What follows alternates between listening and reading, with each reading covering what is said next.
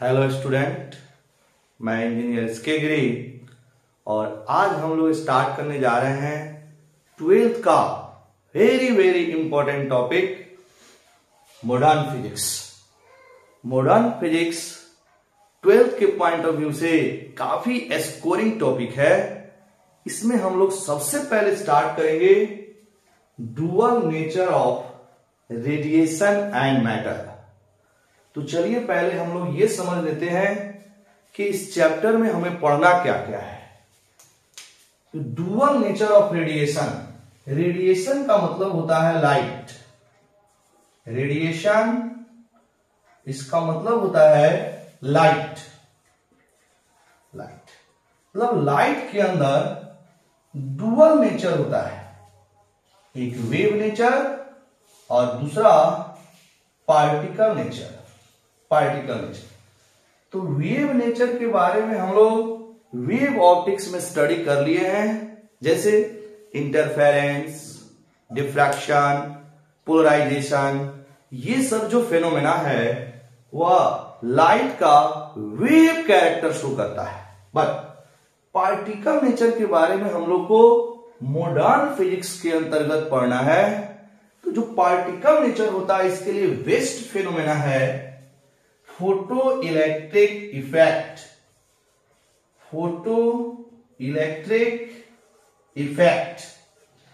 Photo electric effect phenomena से हम लोग को यह पता चला कि लाइट के अंदर पार्टिकल नेचर है। इसका मतलब है लाइट डुअल कैरेक्टर का हुआ, wave character as well as particle character. Next matter, यानी जो मैटर होते हैं, सब्सटेंस होते हैं, वह भी डुअल नेचर शो करता है, wave nature as well as particle nature.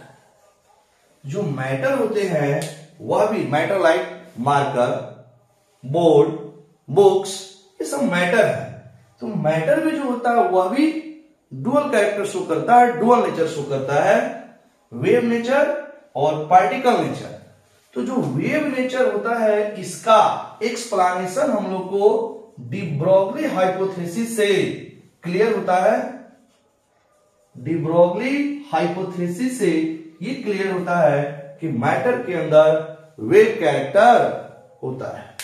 तो अब हम लोग स्टार्ट करने जा रहे हैं इस चैप्टर का पहला topic, photo electric effect. Photo electric effect, चलिए स्टार्ट करते हैं। वीडियो के साथ आप लोग बने रहें। फोटो इलेक्ट्रिक इफेक्ट क्या है इसको हम लोग देखेंगे।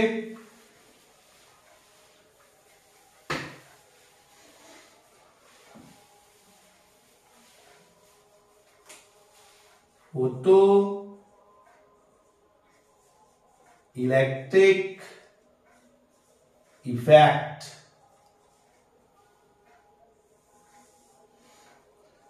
ये फोटो इलेक्ट्रिक इफेक्ट फेनोमेना का सबसे पहले स्टडी या इसका पता हेनरिच हर्ट्ज ने इलेक्ट्रोमैग्नेटिक वेव के समय पता लगा लिया था कि जब कोई रेडिएशन किसी कैथोड प्लेट पर इंसिडेंट होता है तो उससे निगेटिव पार्टिकल का इमिशन होता है, और इस निगेटिव पार्टिकल को जे थॉमसन ने नाम करार दिया इलेक्ट्रॉन। तो ये सबसे पहले हेनरिच हर्ट्ज ने ही पता लगा लिया था कि भाई फोटो इलेक्ट्रिक इफेक्ट के समय जो हाई फ्रीक्वेंसी और लो वेवलेंथ वाली जो रेडिएशन है, अगर कैथोड प्लेट पर इंसिडेंट होता है तो उसे निगेटिव पार्टिकल का इमिशन होने लगता है। फिर इसके आगे हलवास, लेनार्ड, ये सारे आए, इन लोग भी यही चीज बताया कि भाई जब हाई फ्रीक्वेंसी और लो वेवलेंथ, इसका मतलब है हाई एनर्जी वाली रेडिएशन किसी मेटल सरफेस या कैथोड प्लेट पर इंसिडेंट करता है तो उससे निगेटिव पार्टिकल इलेक्ट्रॉन का इमिशन होने लगता है। क्लियर? तो सबसे पहले हम लोग फोटो इलेक्ट्रिक इफेक्ट की डेफिनेशन लिखेंगे। फोटो इलेक्ट्रिक इफेक्ट में कैसे ये फिनोमेना आपका आगे बढ़ता है, कैसे ये फिनोमेना होता है, इन सारी चीजों को। सपोज ये है आपका मेटल प्लेट, यह मेटल का प्लेट है। मेटल प्लेट के सरफेस पर फ्री इलेक्ट्रॉन मौजूद होते हैं, फ्री इलेक्ट्रॉन। अब ये जो फ्री इलेक्ट्रॉन है, जैसे हाई फ्रीक्वेंसी और लो वेवलेंथ वाली रेडिएशन इस पर इंसिडेंट होता है, तो ये इलेक्ट्रॉन मेटल सरफेस को छोड़ के बाहर निकल जाते हैं। यहां पे हमने लिखा हाई फ्रीक्वेंसी या लो वेवलेंथ, लो वेवलेंथ, लो वेवलेंथ, ये हाई फ्रीक्वेंसी वेव लो वेवलेंथ वाली रेडिएशन है, रेडिएशन है। मतलब इस रेडिएशन की जो एनर्जी है वो हाई है, बिकॉज अगर हाई फ्रीक्वेंसी है तो एक फॉर्मूला होता है E is equal to HF। Frequency की वैल्यू हाई है, एनर्जी की वैल्यू हाई होगी, या फिर Hc बाई लैम्डा, लैम्डा की वैल्यू लो है, एनर्जी की वैल्यू हाई होगी, बिकॉज फ्रीक्वेंसी जो होता है वह C बाई लैम्डा होता है, जहां C क्या है, speed of light in vacuum, 3 ×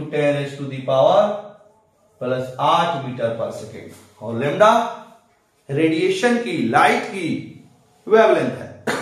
तो जब आपका हाई फ्रीक्वेंसी लो वेवलेंथ वाली लाइट मेटल सरफेस पे इंसिडेंट करता है, तो इस मेटल सरफेस से इलेक्ट्रॉन का इमिशन होने लगता है। इस फेनोमेना को बोलते हैं फोटो इलेक्ट्रिक इफेक्ट। यहां आप लिखेंगे when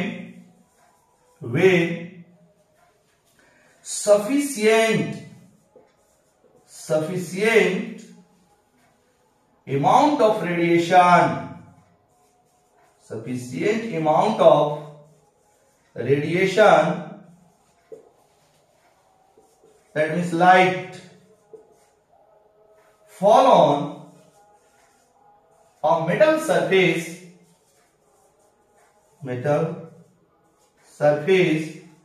comma, electrons are ejected या emitted from the metal surface, comma, this phenomena is known as photoelectric effect. इस फेनोमेना को हम लोग फोटो इलेक्ट्रिक इफेक्ट बोलते हैं। क्लियर? अब हम लोग देखते हैं कि आइंस्टीन ने फोटो इलेक्ट्रिक इफेक्ट फेनोमेना के मैकेनिज्म को कैसे समझाया।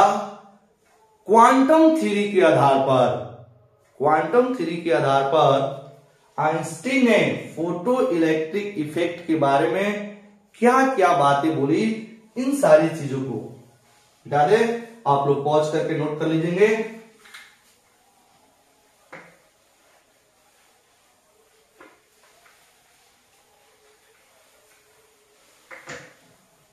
क्वांटम थ्योरी के आधार पर जो आइंस्टीन ने फोटो इलेक्ट्रिक इफेक्ट के बारे में बोला, उन सारी चीजों को देखते हैं। क्वांटम थ्योरी, क्वांटम थ्योरी, इसके आधार पर आइंस्टीन ने क्या बोला। आइंस्टीन ने बोला कि जब कोई लाइट किसी मेटल सरफेस पर, फिर से हमने उसी फिगर को ड्रॉ किया, ये आपके मेटल सरफेस है, इस पे फ्री इलेक्ट्रॉन होते हैं।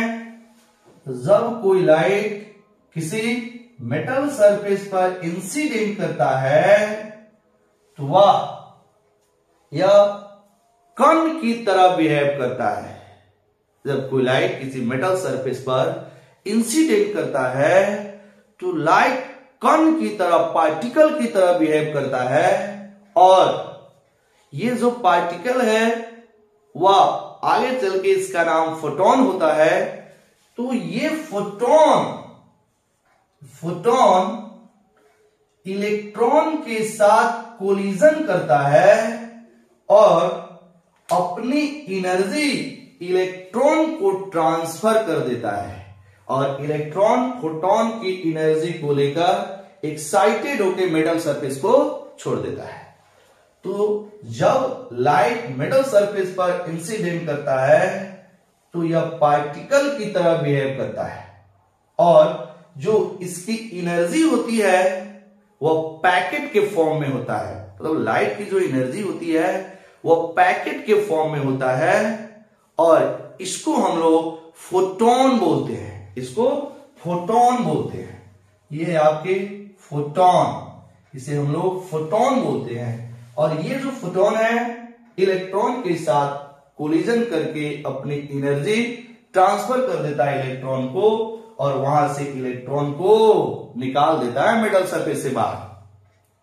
तो ये बताया था आइंस्टीन ने, और आइंस्टीन ने बोला कि एक फोटोन की एनर्जी जो होती है वह hf के बराबर होता है, hc/लैम्डा के बराबर होता है। तो इसको भी हम लोग नोट करेंगे, इससे काफी हम लोग को न्यूमेरिकल सॉल्व होगा। यहां पे लिखते हैं एनर्जी ऑफ वन फोटोन, एक नंबर में एनर्जी ऑफ वन फोटोन, एक फोटोन की जो एनर्जी होती है वह hc/लैम्डा के बराबर या फिर h इंटू एफ के बराबर, hc/लैम्डा के बराबर या h इंटू एफ के बराबर। अब देखना जहां h जो होता है where h is known as Planck's constant and c is equal to speed of light in vacuum, speed of light in vacuum, and this is equal to near approx to 3 into 10 raised to the power 8 metre per second. अब हम लोग इस value को अगर इसमें put कर दे h और c की मान को, E is equal to 6.6 into 10 raised to the power -34, मतलब प्लैंक्स कांस्टेंट की जो वैल्यू होती है वो 6.6 into 10 raised to the power -34 joule second, into यहां पर लिखेंगे c 3 into 10 raised to the power 8 whole divided by lambda. तो ये जो वैल्यू आएगा वह जूल में आएगा, एनर्जी ये वैल्यू जूल में आएगा। अगर इसको इलेक्ट्रॉन वोल्ट में कन्वर्ट कर दे तो ये आ जाता है E is equal to 12,375 divided by lambda electron volt. तो एक फोटोन की अगर एनर्जी इलेक्ट्रॉन वोल्ट में निकालना है तो इस वैल्यू से आप कैलकुलेट कर सकते हैं, जहां आपका लैम्डा हो गया वेवलेंथ ऑफ लाइट। बिल्कुल आप लोग पॉज करके सारी चीजों को नोट करते रहेंगे। सेकेंड नंबर, तो इसकी मोमेंटम होती है, फोटोन की जो मोमेंटम होती है, second number momentum of photon, momentum of photon, इसे हम लोग E by C is equal to momentum of photon, E by C is equal to momentum of photon, energy upon velocity is equal to momentum of the photon. अब E की value अगर हम लोग रख दे, अभी हमने देखा है hc by lambda, E is equal to यहां पे C से डिवाइड करेंगे, C get cancel, h by lambda. तो एक आपके एक फोटोन की जो मोमेंटम होती है वह h बाई लैम्डा के बराबर होता है। इसके आगे जो फोटोन का इंफॉर्मेशन है, जैसे तीसरा इंफॉर्मेशन, फोटोन की जो रेस्ट मास होता है, rest mass of the photon, photon की जो रेस्ट मास होता है m0, this is equal to 0। अगर रेस्ट मास को हम m0 बोले तो फोटोन की रेस्ट मास कितना होता है बाबू? 0 के बराबर। याद रखना है, अगर फोटोन रेस्ट में है उसकी मास 0 होगी, मतलब मासलेस होगा। अब इसकी kinetic mass, kinetic mass, kinetic mass of photon, photon की जो काइनेटिक मास होता है उसे हम लोग m is equal to E by C square से निकालते हैं। एनर्जी को सी स्क्वायर से डिवाइड करने के बाद काइनेटिक मास ऑफ फोटोन प्राप्त होता है, और इस m को हम लोग बोलेंगे काइनेटिक मास ऑफ इलेक्ट्रॉन। अब यहां से आप एनर्जी का एक एक्सप्रेशन भी निकाल सकते हैं in the term of mass. E is equal to mc square. Very very important equation, से बहुत सारे न्यूमेरिकल सॉल्व होंगे। E is equal to mc square. Next, जो आपका पांचवा इंफॉर्मेशन है फोटोन को लेकर, कि जो फोटोन होता है वह न्यूट्रल होता है। फोटोन न्यूट्रल होता है। Photon is neutral, photon neutral होता है। अगर फोटोन न्यूट्रल है तो यह इलेक्ट्रिक फील्ड या मैग्नेटिक फील्ड में डेविएट नहीं करता है, डिफ्लेक्ट नहीं करता है। तो ये फोटोन न्यूट्रल होने के कारण it does not deflected in electric field as well as magnetic field. Clear? इस लाइन को भी नोट कर सकते हैं। Photon is neutral so that it does not deflected in electric field,